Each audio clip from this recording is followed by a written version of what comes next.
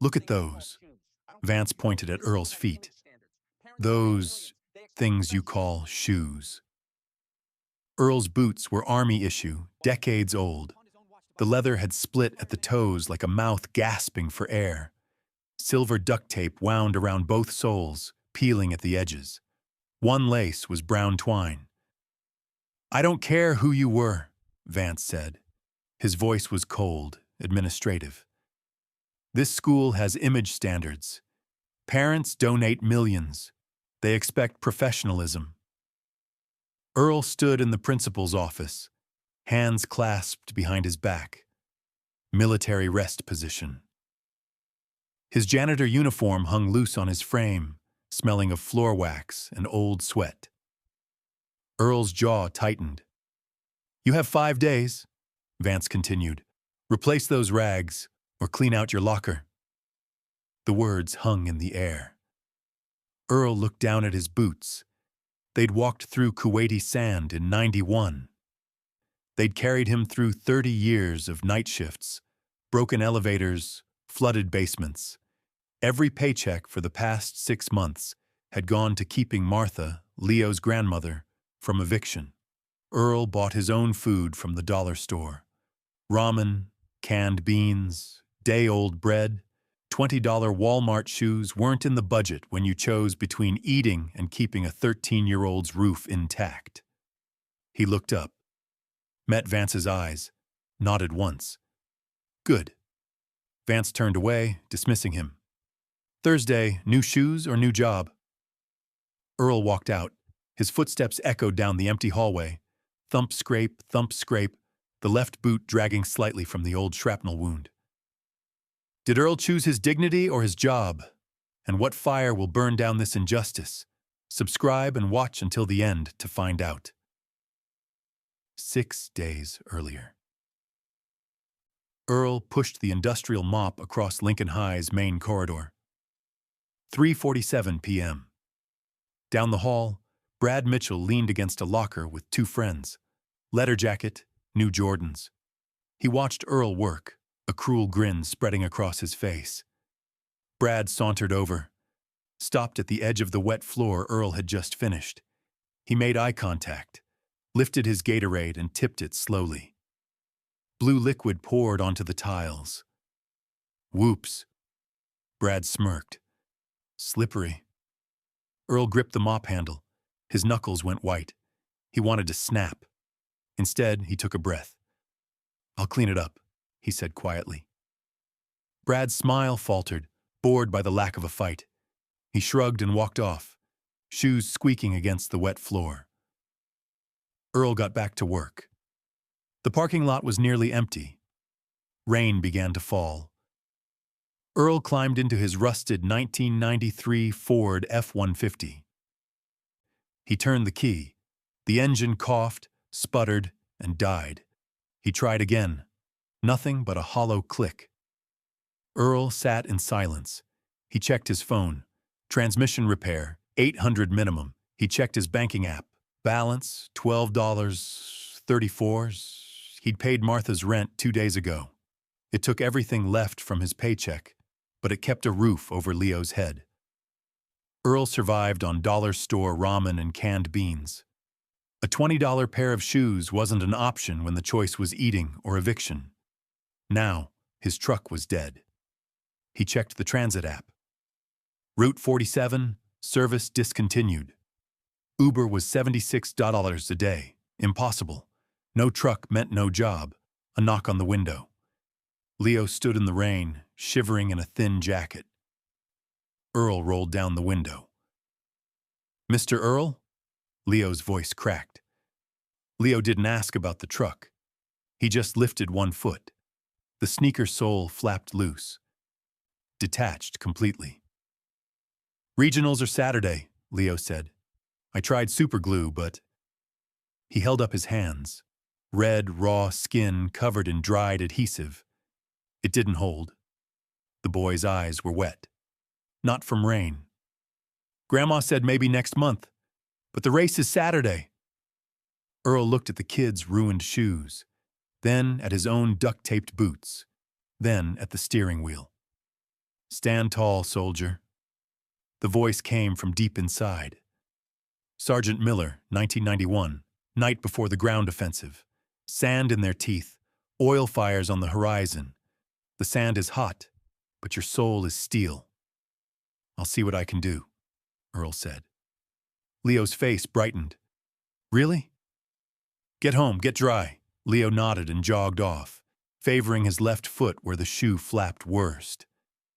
Earl watched him disappear into the rain.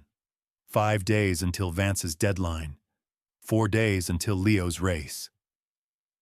$12 in the bank. He reached into his shirt pocket. The folded paper. Vance's written ultimatum from this morning. Dress code violation. Final warning. Earl looked at his watch. Military timepiece, scratched crystal, frayed canvas band. The inscription on the back was still there. Sergeant Miller, Desert Storm, 1991. Miller had died pulling 2 soldiers out of a burning Humvee. One of them had been Earl. Miller's grandson now ran track in shoes held together by hope.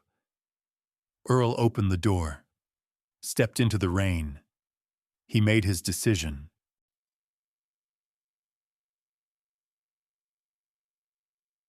Was left, Earl arrived before dawn.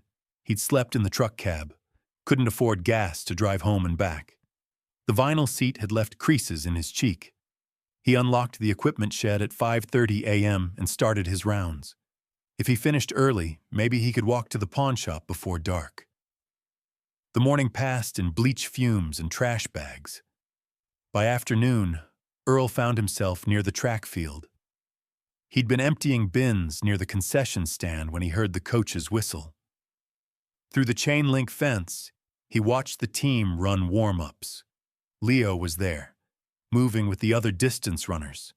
The kid had Miller's stride. Efficient. Light on his feet despite the shoes falling apart.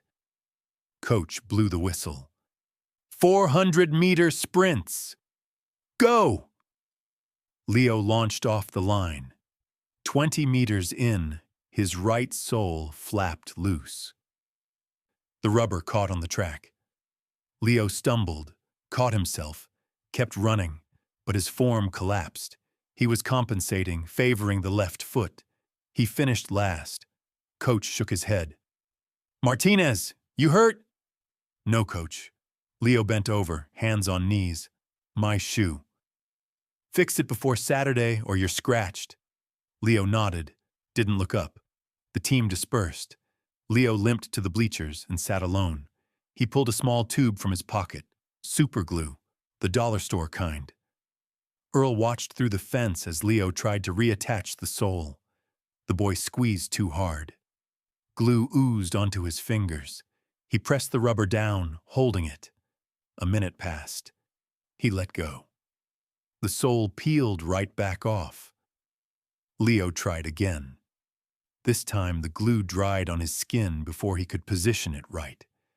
When he pulled his fingers apart, the skin tore. A thin line of blood welled up across his palm. The boy sat there, staring at his hands and his broken shoes. From across the field, Brad's voice carried over. Hey, Martinez! Maybe get your janitor buddy to tape them up! Laughter from Brad's crew. Leo's shoulders curved inward. He gathered the shoes and walked barefoot toward the locker room, head down. Earl knew that posture. He'd worn it himself coming home from the Gulf. The shape shame makes when it settles into your spine. Earl returned to the equipment shed, sat on an overturned bucket. He pulled Vance's crumpled ultimatum from his pocket. Read it again, though he'd memorized every word. Final warning. Dress code violation. 4 days left. He couldn't afford new shoes for himself. Couldn't fix the truck. The math didn't work any direction he turned it. But Leo's shoes, running shoes, those would cost maybe $120, $150. Earl looked at his wrist. The watch sat there like it always had. 34 years. Through every deployment, every night shift, every funeral he'd attended alone, he turned it over. Read the engraving for the 1,000th time. Sergeant Miller, Desert Storm, 1991. Miller had given it to him the night before they rolled into Kuwait, February 23, 1991. They were sitting in a Humvee, checking ammo counts. Miller said, "If something happens to me, make sure my boy gets this when he's old enough." Earl said, "Nothing's gonna happen." Miller laughed. "Just in case, brother." The next day, an RPG hit their convoy. Miller had seen it coming, pushed Earl down behind the engine block, and caught the shrapnel himself. Died with his guts in his hands, still trying to give orders. Earl had gone to the funeral, met Miller's wife, met the son, 8 years old, angry, didn't understand why his dad wasn't coming home.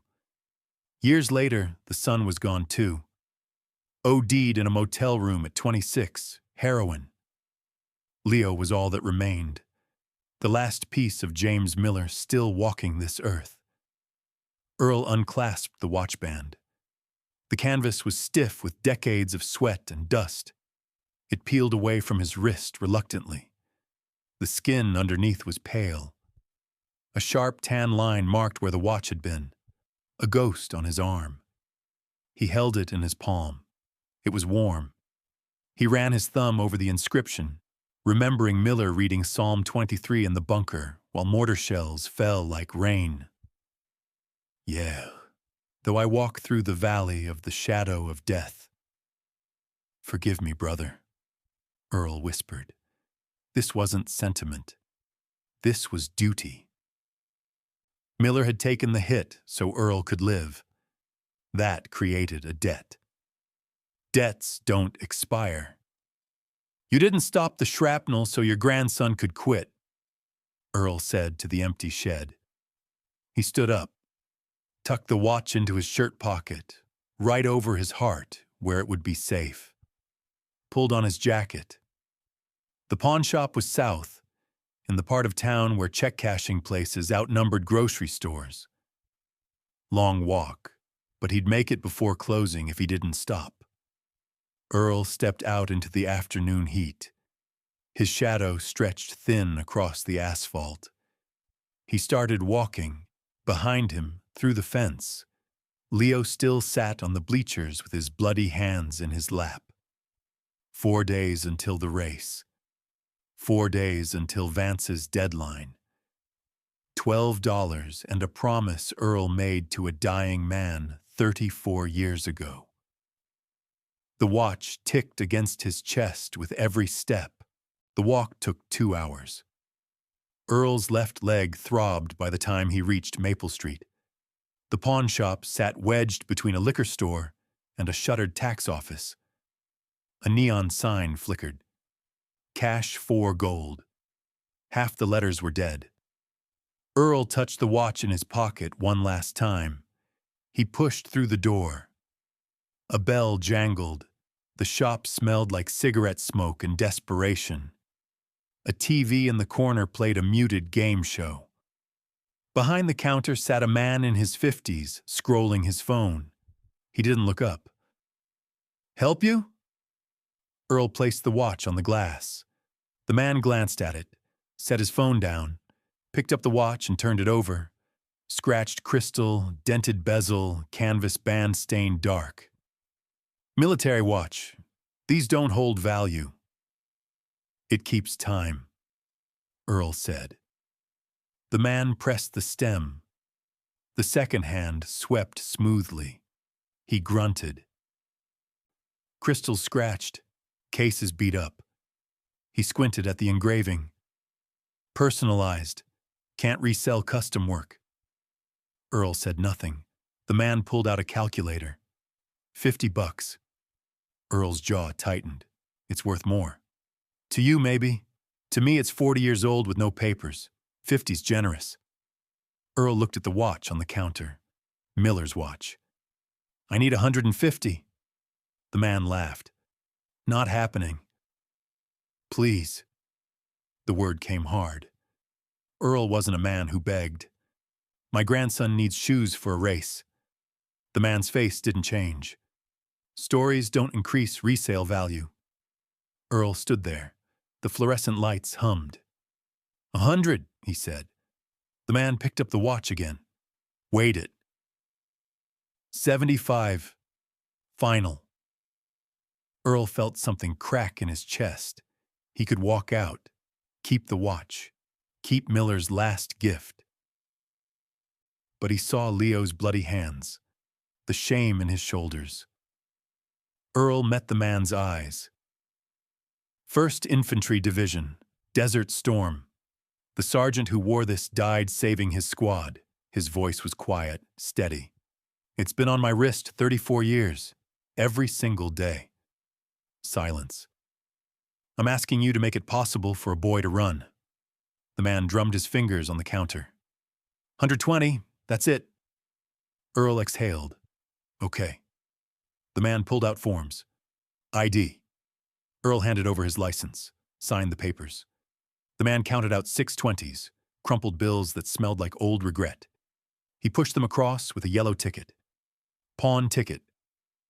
4729, item, men's wristwatch loan, $120 redemption, 30 days. Earl folded the ticket carefully, 4 times. A small yellow square. He tucked it into his shirt pocket, left side, over his heart. Anything else? No, sir. Earl walked out. The bell jangled behind him. 2 blocks east, the sporting goods store gleamed under bright lights, clean floors, cold air conditioning. A young employee approached. Help you find something? Running shoes, youth size 7. The kid led him to a wall of boxes. Earl looked at price tags. Nike Air Zoom, 140. He had 120. That one? Earl pointed to a pair marked $115, size 7. At the register, Earl counted out the bills. The total came to $120 with tax. He was short. Earl dug into his pockets, 2 quarters from his jacket, a dime, pennies he'd found in the equipment shed that morning. He'd been saving every coin for weeks, dropping them into an old coffee can under the truck seat. He counted it onto the counter. 123 tellings. The $12 in his bank account was for Martha, in case she needed food before his next paycheck. He couldn't touch it. Not for this. Keep the change, Earl said. The cashier bagged the shoes. Earl took the receipt and threw it in the trash, tore off the price tag, and dropped it in a different bin. From his pocket, he pulled a note card from the school office. In careful block letters, he wrote, "Your #1 fan. Good luck at regionals." He tucked it into the shoebox. The white Nike box felt light in his hands.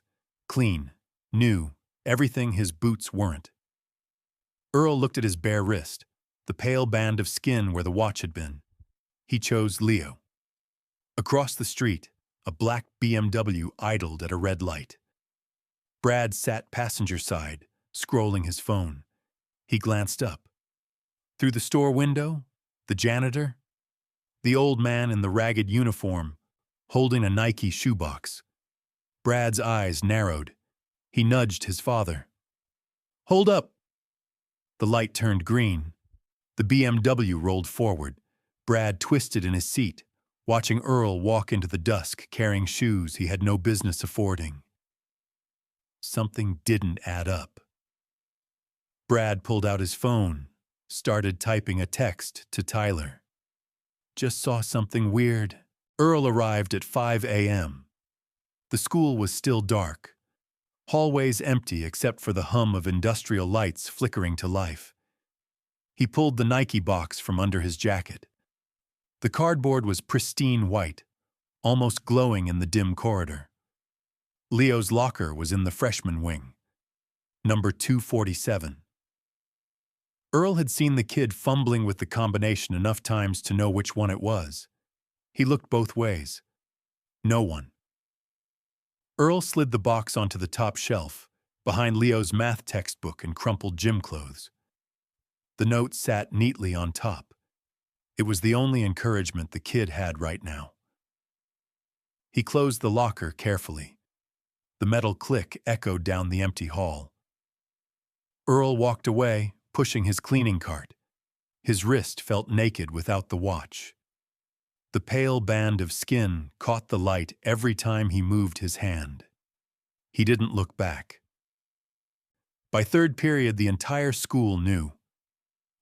Earl was emptying trash near the gym when he heard the commotion. Students clustered around the track fence, phones out, recording something. Through the chain link, he saw Leo. The kid was flying. New shoes, bright white against the red track. His stride had transformed. No more compensating, no more favoring one foot. He moved like Miller used to move, confident, fast. Leo's face was pure light. Earl allowed himself a small smile. Then he turned back to his trash bags. Worth it. The accusation came during lunch. Earl was mopping the cafeteria hallway, staying on the edges like he always did. Inside, 300 students ate and talked and laughed. The noise was a constant roar. Trays clattering, chairs scraping, voices overlapping into white noise. Then Brad's voice cut through it all. "I'm telling you, someone stole my wallet." The roar dimmed slightly. Earl kept mopping. $200, man. It was in my gym locker yesterday." Brad's voice climbed higher, feeding off the attention. "Went back this morning. Gone." Tyler's voice. "You sure you didn't just lose it?" "I don't lose $200. A chair scraped. Brad was standing now. Earl could feel it in the shift of energy, the way noise began to focus into listening. "Someone in this school is a thief," Brad announced. The cafeteria sound changed. Conversations stopped in sections. First Brad's table, then the ones nearby, then the ones across the room, like dominoes falling.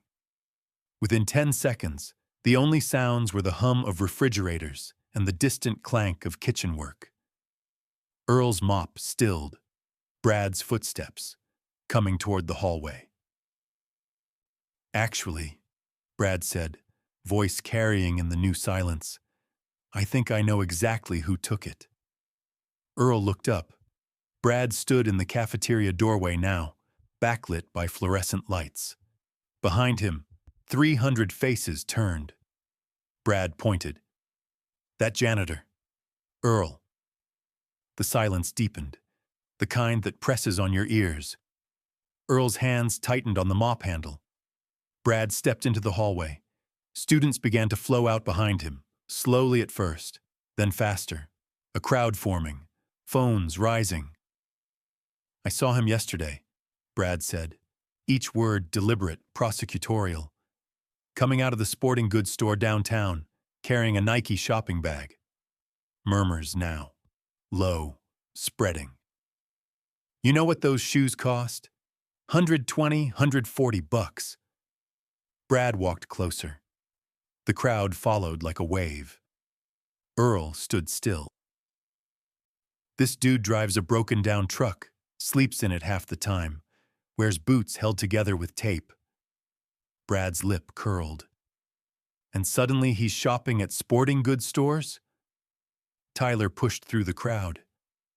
"Yo, aren't those the shoes Martinez got?" Brad snapped his fingers. "Exactly. My wallet goes missing Tuesday night. Wednesday morning, mystery shoes appear in Martinez's locker. And this guy?" He jabbed a finger at Earl. "Suddenly has cash he didn't have before." The murmurs grew louder. Earl heard fragments. Knew something was off. "Poor people always—" "My mom's purse last month." A girl's voice, clear and disgusted. "He stole from a student?" The crowd pressed tighter. Earl stood with his mop, water pooling dark around his boots. His right hand ached from gripping the wooden handle. Brad stepped close. close enough that Earl could see his pores, smell his cologne. Expensive, bought without thought. "Where'd you get the money, old man?" Earl met his eyes, said nothing. "Can't answer?" Brad's voice pitched louder, playing to the crowd. "Yeah, that's what I thought." Earl's jaw clenched. The pawn ticket sat folded in his shirt pocket, right over his heart. He could pull it out. Right now.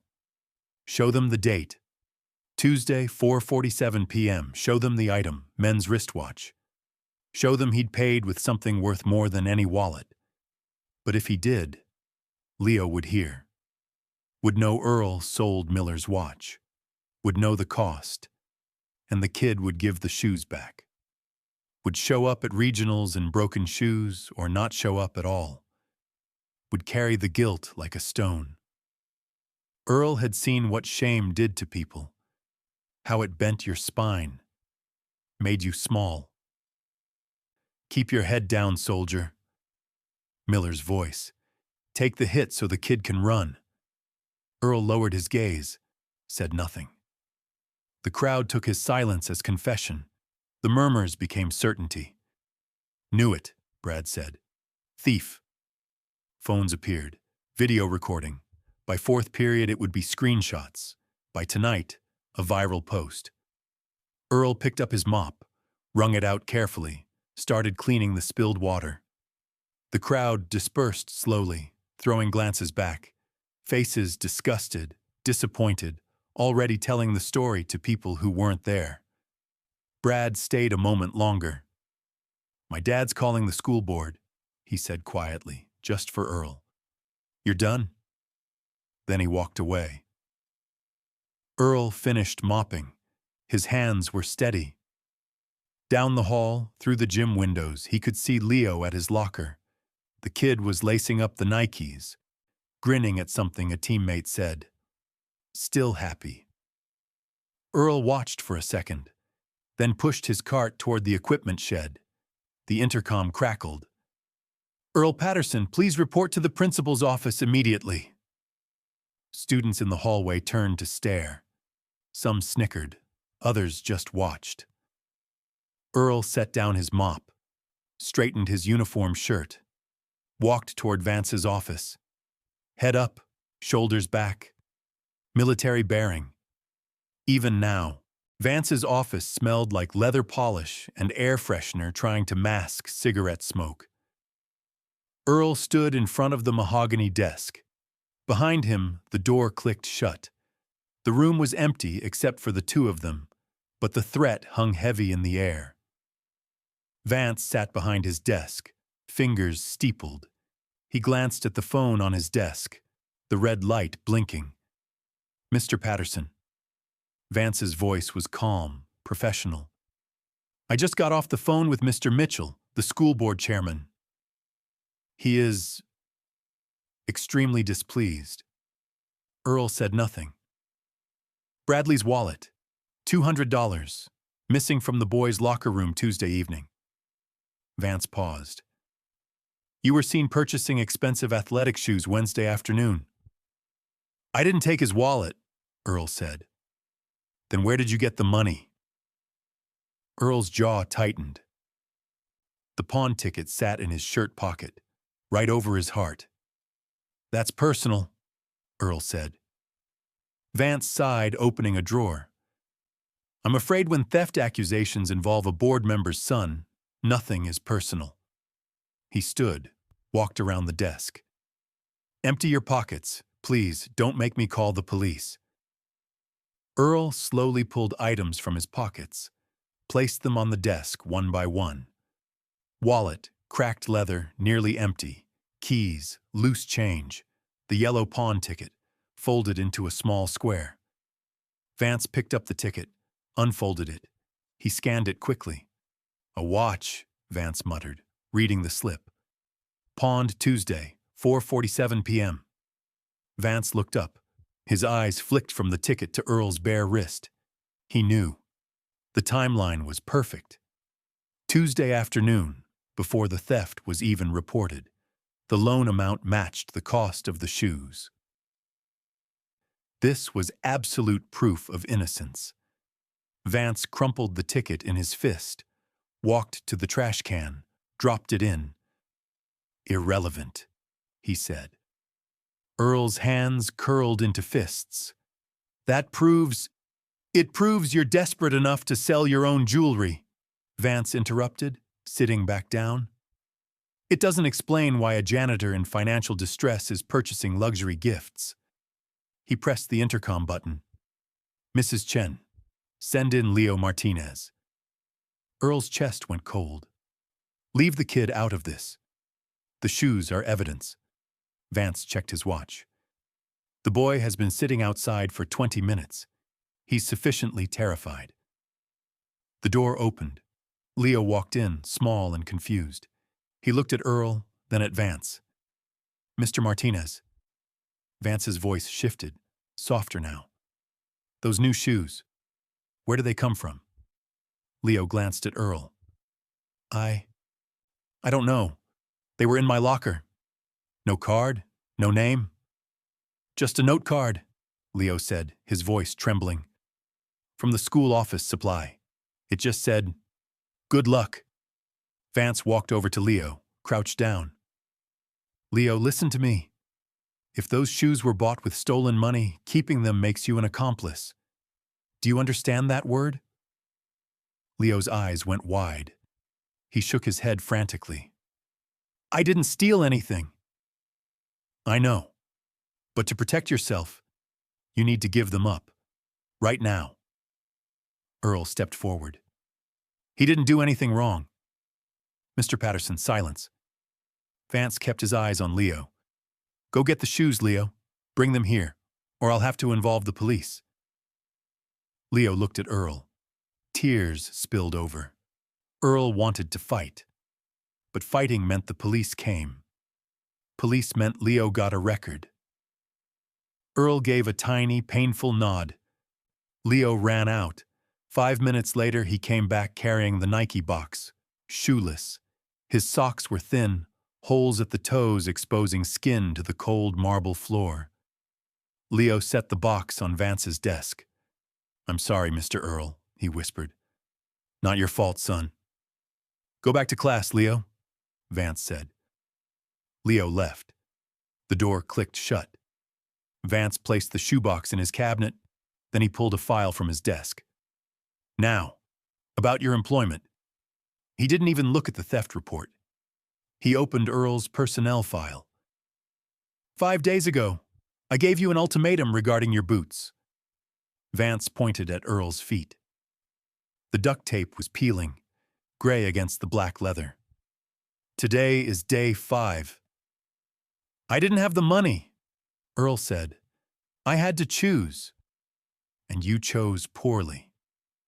Vance slid a paper across the desk. "Termination for violation of dress code standards. Effective immediately." Earl looked at the form.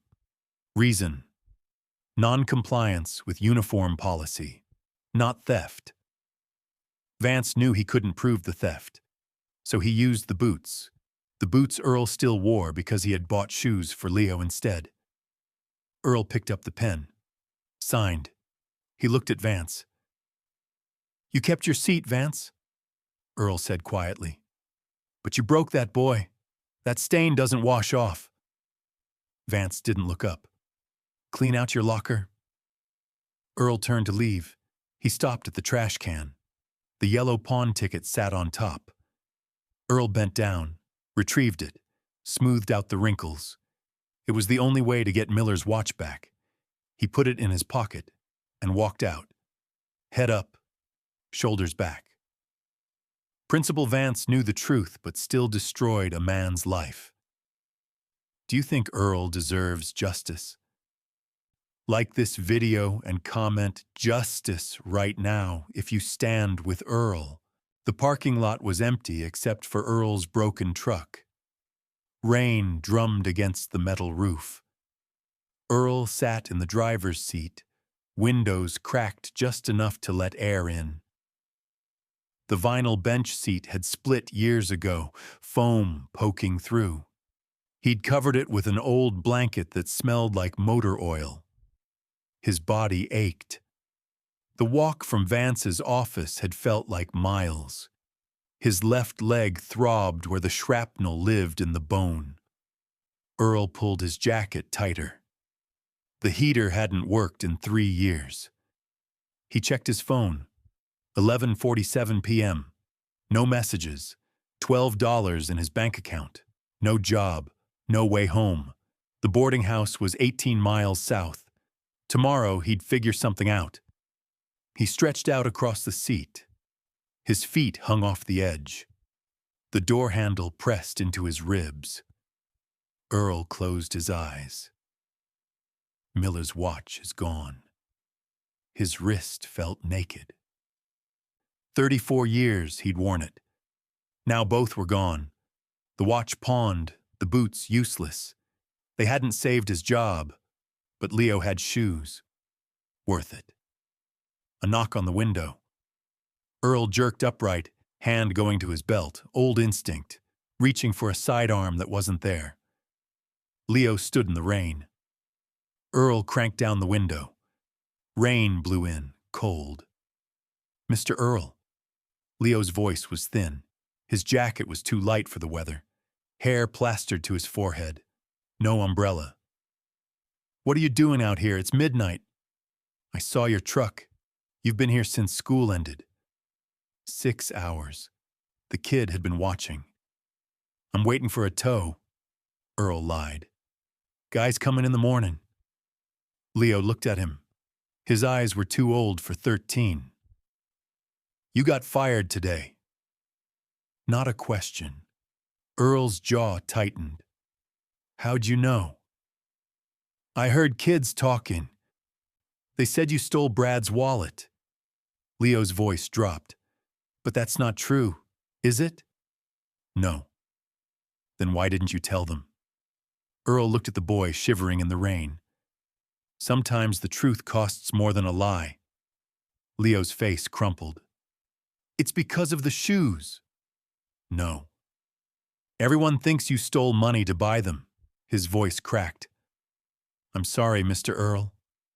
Earl reached through the window, gripped Leo's shoulder. "This isn't your fault." "But you hear me? Not your fault." Leo's eyes filled.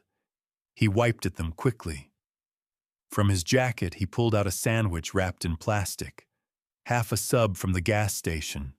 Turkey and cheese, the kind they sold 3 for $5. He held it out. "I only ate half. You should have the rest." Earl looked at the sandwich, at Leo's thin wrists. "I already ate," Earl said. "No, you didn't." Leo pushed it through the window. "Please." Earl took it, not because he was hungry, because refusing would hurt Leo more. "Your grandfather would have wanted you to run," Earl said quietly, "but now you don't have anything." "I have enough." Leo's hands curled into fists, trying not to cry. Earl unwrapped the sandwich, took a bite. It was cold, soggy, but he chewed slowly. "Good," he said. "Thank you." Leo wiped his eyes. "You should go home. Your grandmother will worry." "Will you be okay?" "I'll be fine. Tow truck's coming early." Leo backed away, stopped at the parking lot's edge. "Mr. Earl?" "Yeah?" "You don't deserve to be treated like this." The words cut deeper than any insult. Then Leo ran. His footsteps splashed through puddles, disappearing into the dark. Earl sat alone. He looked at the half sandwich. Took another bite even though his throat was tight. He watched Leo's shadow fade. "You don't need to apologize, son," he whispered. "The war's not over yet." He finished the sandwich, balled up the wrapper, set it on the dashboard. Then he lay back down, pulled the blanket over his shoulders. The watch was gone. The job was gone. But Leo was running. That had to be enough. Earl reached for the dashboard, touching a small plastic cross glued near the steering wheel. It was cheap, cracked from the sun, but it was still there. "I'm tired, Lord." He breathed into the cold air. "Just give me strength for one more day." Earl drifted in shallow sleep. Every sound jerked him awake. A car passing, wind rattling a gutter, the tick of cooling metal. At 2:17 a.m., his phone buzzed. "Unknown number. Your kind doesn't belong here. Should have stayed in whatever hole you crawled out of." Earl deleted it. 30 seconds later. "Thief. Hope you rot." He turned the phone off. The silence returned, heavy. Earl thought about Miller. The night before they crossed into Kuwait. Confident, calm, cracking jokes. "If something happens to me, make sure my boy gets this when he's old enough." Earl had kept that promise. The watch was gone, but the legacy remained. Leo was running. Leo was fighting. His eyelids grew heavy. Just before sleep took him, he heard it. Distant, muffled, an explosion. Earl's eyes snapped open. He sat up, heart pounding. Through the windshield, orange light bloomed on the east side of the second floor. Small at first, then spreading. Glass shattered. Smoke billowed into the night. Fire. Earl threw open the truck door. Pain shot through his leg as he hit the asphalt running. Behind him, the school burned, and somewhere inside, someone was screaming. 3 hours earlier. 11:30 p.m. Brad sat alone in his car, 2 blocks from Lincoln High. Engine off, headlights dark. His phone glowed in the darkness. The text from his father had arrived 20 minutes ago. GPA below 3.5 this semester. Military school next fall. Don't embarrass me again. No, how are you? No, we can talk. Just an ultimatum. Brad's hands shook. He typed a response. Deleted it. You don't even know me. His thumb hovered over send. He deleted it. What was the point? Brad threw the phone onto the passenger seat. The screen cracked against the console. He grabbed his vape, took a long drag, held it, exhaled. It wasn't enough. The chemistry lab had a back entrance, staff door, always unlocked. Quiet, private, a place to breathe without his father's voice in his head. Brad pocketed the vape, got out of the car. The rain had stopped. Puddles reflected streetlights. He walked to the school, pulled open the east entrance door. Inside, the hallways were dark except for red exit signs. His footsteps echoed. He climbed the stairs to the second floor. The chemistry lab was third door on the right. Unlocked. Brad slipped inside, closed the door. Moonlight filtered through tall windows. Lab tables stretched in neat rows. The smell of chemicals hung in the air. Ammonia and something sharper. Brad sat on the floor, leaned against a cabinet, pulled out his vape. His phone buzzed. He ignored it. Another buzz, then another. Brad yanked it out. More texts. Your mother agrees with me. This is for your own good. You need discipline. Brad's vision blurred, not from tears, from rage. He stood, paced between lab tables. You don't know anything about me. He took another hit. Longer this time. The vapor burned his throat. Voices outside, in the hallway. Not supposed to be here. Footsteps approaching. Brad shoved the vape in his pocket. The door opened. Tyler and Marcus from the basketball team walked in. They stopped when they saw Brad. Mitchell, the hell you doing here? Leaving. Brad moved toward the door. Hold up. Tyler grinned. You look stressed. What's up? Nothing. Family stuff. That's rough. Marcus pulled out his phone. We're just grabbing equipment for Coach. Brad tried to push past. Tyler grabbed his shoulder. Yo, what's that? He pointed at the vape outline in Brad's pocket. None of your business. Come on, man, share. No. Brad jerked away. Tyler's hand shot out, grabbed the vape from Brad's pocket. Give it back. Tyler tossed it to Marcus. Marcus caught it, examined it. This is weak. He tossed it back. Tyler missed the catch. The vape sailed through the air, hit the counter, hard. The impact cracked the battery casing. The device sparked. Once, twice. It bounced, rolled toward an open cabinet, where bottles of ethanol sat uncapped from the last lab session. Brad saw it happening. The sparking vape, the open bottles. Get out, he shouted. Tyler laughed. What? The vape's battery exploded in a shower of sparks. They hit the ethanol, a flash of orange, a sound like thunder. The bottles ignited. Fire roared across the counter, spreading fast.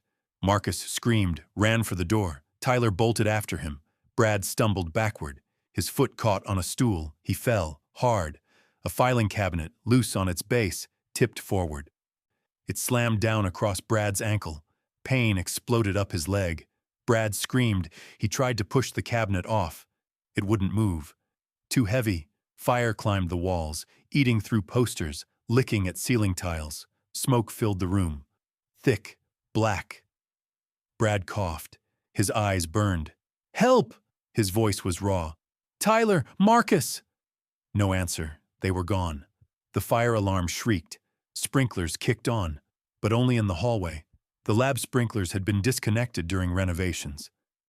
Brad pulled at the cabinet. His hands slipped. Blood ran down his palms. Somebody! Help me! Flames crawled across lab tables. Glass beakers shattered from heat. Brad's phone lay 5 feet away, screen glowing with his father's messages. He couldn't reach it. Smoke filled his lungs. He choked. The fire roared louder.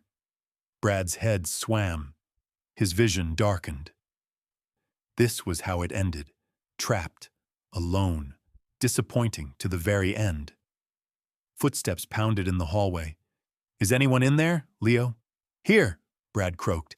I can't. The door burst open.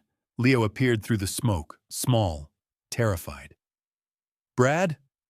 My leg, the cabinet! Leo ran over, grabbed the cabinet, pulled. It didn't move. It's too heavy, Leo's voice cracked. Then go, get out! No. Leo pulled again. His old shoes slipped on the wet floor. The fire surrounded them, a wall of orange. Leo looked at the door, at Brad, at the flames. He couldn't lift it alone. Leo ran. Brad closed his eyes, alone. But Leo's footsteps didn't fade. They grew louder, coming back. Outside in the parking lot, Earl heard the explosion. He'd already been running. Now he sprinted, through the fence, across wet grass, toward the east entrance. Smoke poured from second-floor windows. Earl hit the doors. Locked. He stepped back, drove his boot through the glass. It shattered. He pulled his jacket over his head, ducked through. Inside, fire alarms screamed. Water rained from hallway sprinklers. Earl looked up the stairwell. Orange light flickered at the top. Someone was screaming. Guide my feet, Lord, Earl whispered. Bring us all home. Earl started climbing, 2 at a time. The stairwell was thick with smoke. Earl covered his mouth with his jacket sleeve. Stayed low. The heat pressed down from above. Second floor. The hallway stretched ahead.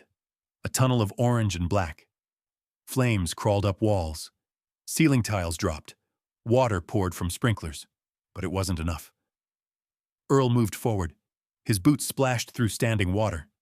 Help! Somebody! The voice came from the left. Third door. Earl ran. The smoke thickened. His eyes burned. He reached the chemistry lab door, tried the handle, locked. Earl stepped back, drove his shoulder into it. The door shuddered, held. He hit it again. The frame splintered. One more time. The door burst inward. Smoke poured out. Earl ducked below it. Inside, fire consumed everything. Lab tables blazed. Chemicals burned green, blue, white-hot orange. Near the back wall, Leo and Brad. Leo had returned. He was pulling out a filing cabinet, pinning Brad's leg. His thin arms shook. His feet slipped on wet tile. "Mr. Earl!" Relief flooded Leo's voice. Earl crossed the room in 5 strides. He grabbed the cabinet. Steel, 3 drawers, 200 pounds. "On 3. Leo, pull him." Leo nodded, grabbed Brad under the arms. 1, 2, 3. Earl lifted. The cabinet rose. His back screamed. The old shrapnel wound ignited. Leo pulled. Brad slid free. Earl dropped the cabinet. It crashed down. Brad tried to stand. His ankle buckled. "I can't. It's broken. Doesn't matter." Earl grabbed Brad's arm, hauled him up. "Put your weight on me." Brad draped across Earl's shoulders. 180 at least. Solid muscle. Earl's leg threatened to give out. He locked his knee, pushed through. "Leo, hold my belt." Leo grabbed the back of Earl's jacket. They moved toward the door. Fire blocked the path. Earl veered right, around a lab table. They reached the hallway, worse than the lab. Flames on both sides. The ceiling sagged. Earl turned right, toward the main stairwell. They passed the administrative wing, Vance's office. Through the smoke, the trophy case outside Vance's door. Glass cracked from heat. Inside, bottom shelf, Leo's shoes, the white Nikes. The flames hadn't reached them yet.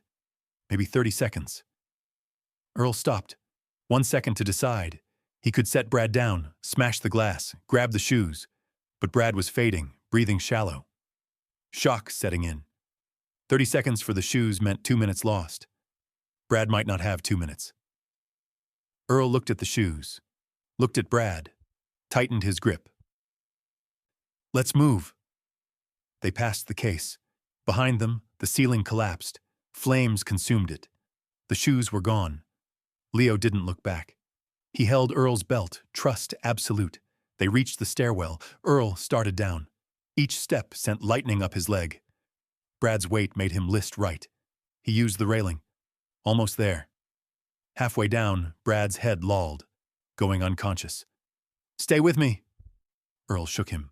"Brad, eyes open." Brad's eyes fluttered. "Breathe slow. That's an order, son." Brad nodded weakly. First floor, the main entrance ahead. Glass doors with push-bar exits. Beyond them, sirens, lights, air, 50 feet. Earl's vision tunneled. His lungs burned, 30 feet. Leo stumbled, went down. Earl stopped. "Leo!" The boy pushed himself up. "Keep going." 20 feet. Brad's weight shifted. Earl adjusted. His bad leg gave out. They went down together. Earl hit the floor hard. Brad rolled off, gasping. Earl tried to stand. His leg wouldn't work. "Leave me," Brad whispered. "Take Leo." Earl grabbed Brad's collar, pulled him close. "I didn't carry you this far to leave you now. Hold on, both of you. We go out together."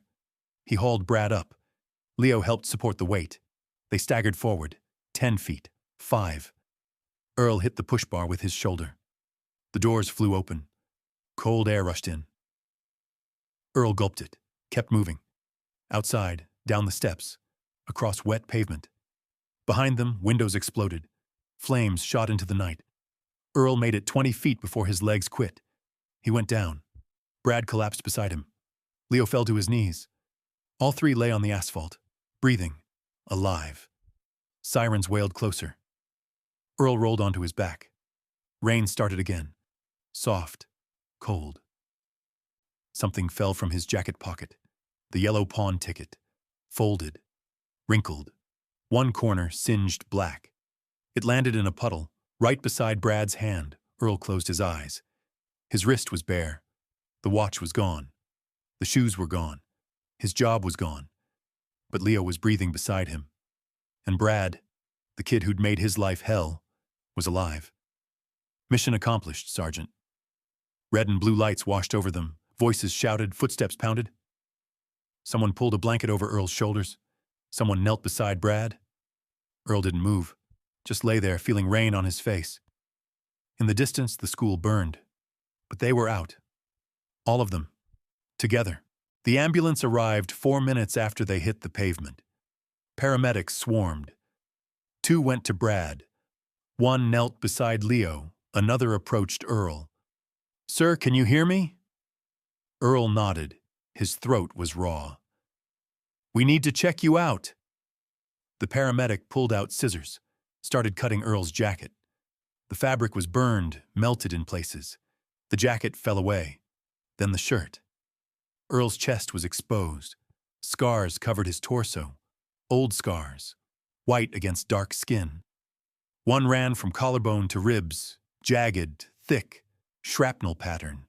On his left shoulder, a tattoo, faded but clear. A red number 1 inside a shield. The big red one, 1st Infantry Division. The paramedic's eyes widened. "You served?" "Long time ago." "Gulf War." Earl nodded. The paramedic's hands moved more carefully, respectful. Behind them, another ambulance pulled up. Vance arrived in his BMW. He stepped out. Dry, clean. Phone already at his ear. He ended the call, walked toward the scene. "What's the situation?" The lead paramedic gestured to Brad. "Broken ankle, smoke inhalation." "And him?" Vance pointed at Earl. "Minor burns, smoke inhalation." Vance's expression didn't change. "I see. Brad, thank God you're safe. This is a terrible tragedy." Brad sat on a gurney 20 feet away. An oxygen mask hung around his neck. His ankle was splinted. He pushed himself up, stood on one leg. "Brad, sit down," a paramedic said. Brad ignored her. He limped forward. His eyes locked on something. On the ground, near where Earl had fallen. A piece of yellow paper, wrinkled, burned at one corner. Brad bent down, picked it up. The pawn ticket. He unfolded it carefully. Read the key details. Tuesday, 4:47 p.m. $120. Men's wristwatch. Brad's hands started shaking. His wallet had been reported stolen Tuesday night. Around 8 p.m., this ticket was dated 3 hours before the theft. Brad looked at Earl, at the bare wrist, the pale band of skin where a watch had been. Then at the loan amount. $120, the same price as Leo's shoes. "Oh my God." Vance stepped closer. "Brad, you're in shock. You need to—" "He didn't steal anything." Brad's voice cut through. "This is a pawn ticket. Tuesday afternoon, before my wallet even went missing." He held up the singed paper. "He pawned his own watch to buy Leo's shoes, and you fired him anyway." Vance's face remained smooth. "I never saw any ticket. This is the first I'm hearing." "That's not true." Earl's voice, rough, quiet, but steel underneath. Everyone turned. Earl sat on the ground, blanket over his shoulders. He pulled the oxygen mask away from his face. "I showed it to you, in your office, Tuesday afternoon, right after I pawned it." Vance's jaw tightened. "I don't recall." "You called it trash." Earl's eyes didn't leave Vance's face. "You threw it in the garbage. I pulled it back out after you fired me." The parking lot went silent except for the crackle of flames. Vance looked at Earl, at Brad holding the evidence, at the paramedics and firefighters watching. "This is hardly the time for accusations." "Then when?" Brad's voice climbed. "After you cover it up? You knew he was innocent? You fired him anyway? You took Leo's shoes and—" His voice broke. "He saved my life. After everything I did. After I got him fired, he ran into that building and carried me out." Brad looked at Earl. "I'm sorry, sir. I'm so sorry." Earl met his eyes, said nothing for a long moment. "What matters now is what you do next." Brad nodded, wiped his eyes.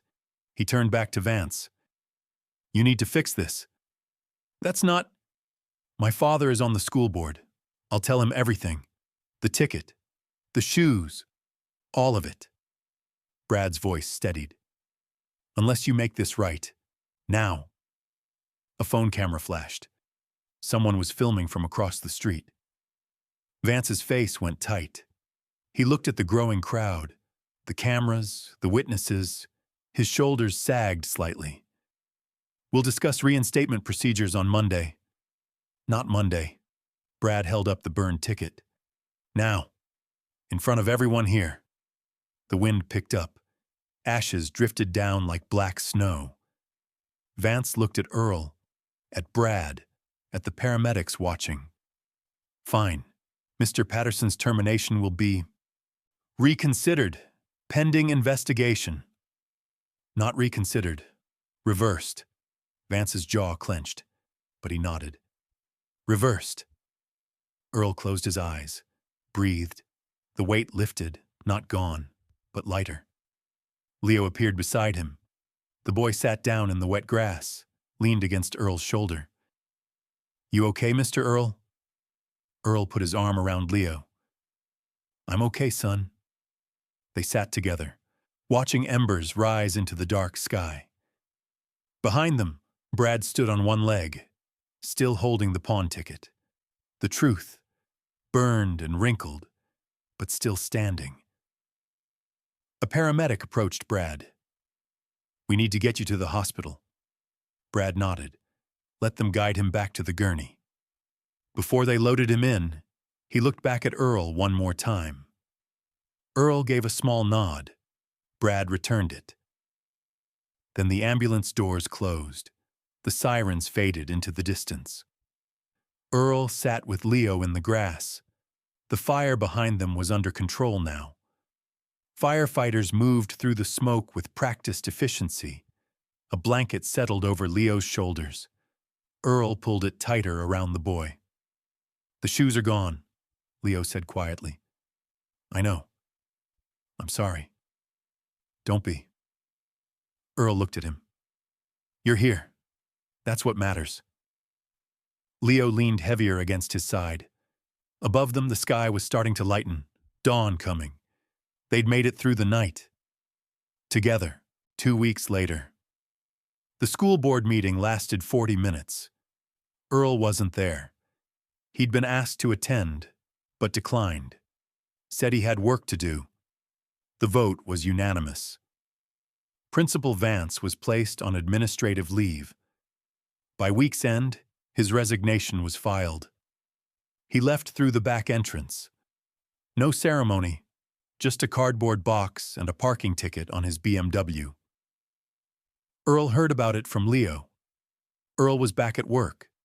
Different school, elementary, across town. The principal had called personally, said they needed someone reliable. The pay was the same.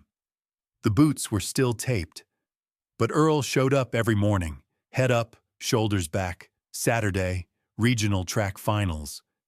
The bleachers were packed. Earl sat in the top row. 3 bus transfers, 2 hours. Worth it. Leo stood at the starting line. Lane 4, 15 other runners. Earl looked at Leo's feet. The old shoes, taped with silver duct tape, just like Earl's boots. Leo had done it himself, wore them like a badge. The starter raised his pistol. Run, son, the gun fired. Leo exploded off the line. His form was perfect, efficient, light despite the taped shoes. By the second lap, Leo had moved to third. Third lap, he passed second place. The leader was 20 meters ahead. Private school kid, new Nikes, sponsored gear. Leo closed the gap. 10 meters, 5. The crowd stood. Final stretch. Leo pulled even, matched stride for stride.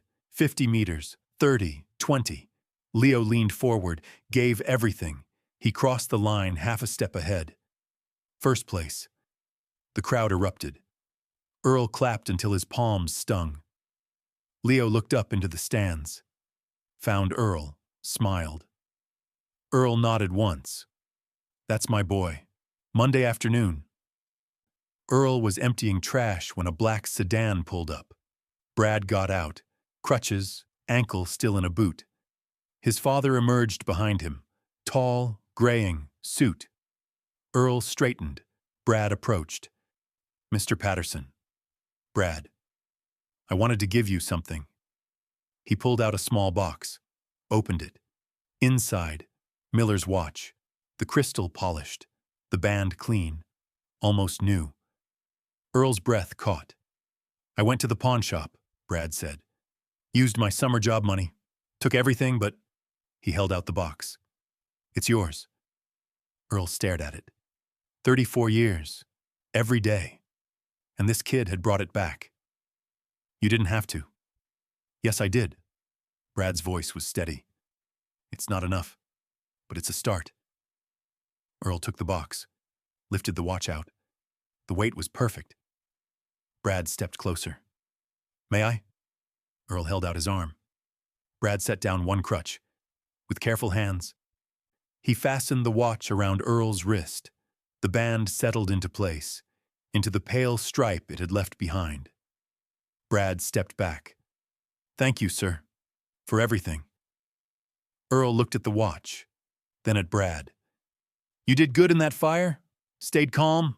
Helped Leo? That takes courage?" Brad's throat worked. He nodded. His father approached, extended his hand. "Mr. Patterson, thank you for saving my son." Earl shook it. Firm. Brief. The man's eyes flicked to Earl's taped boots. "Back up. Respect." They left. Brad looked back once, raised his hand. Earl returned the gesture. The sedan pulled away. Earl stood in the afternoon sun, looked at his wrist. The watch ticked steadily. Still keeping time, Miller. That evening. Earl sat on the boarding house steps. Leo beside him. Medal around his neck. First place. Regional champion. "Mr. Earl?" "Yeah?" "Thank you. For everything." Earl put his arm around Leo's shoulders. "You earned that medal. Every step. But the shoes don't make the runner. You do." Leo was quiet. "What you did in the fire, that was the bravest thing I've ever seen." Earl shook his head. "Brave is showing up every day when the world tells you you're not enough. That's what you did. That's what your grandfather did. That's real courage." The sun set behind the buildings. Orange light painted the street. Earl looked at his watch, at his boots, at the boy beside him. The ground had been hard, but they were still standing. "Grandma Martha says God has a way of balancing the scales," Leo said softly. Earl nodded. "He takes his time, son, but he never misses." "Stand tall, son," Earl said quietly. "The ground was hard, but your soul is steel now." Leo leaned against him. "Just like yours." Earl smiled. "Just like ours." They sat together as darkness fell. Two souls forged in fire, unbroken. Some battles aren't fought with weapons. They're fought with dignity, with sacrifice, with showing up when the world says you don't matter. Earl Patterson stood tall when others looked down. He chose honor when others chose convenience. He saved lives when others saved face. That's the steel soul. Not loud, not flashy, just unbreakable. If this story moved you, share it.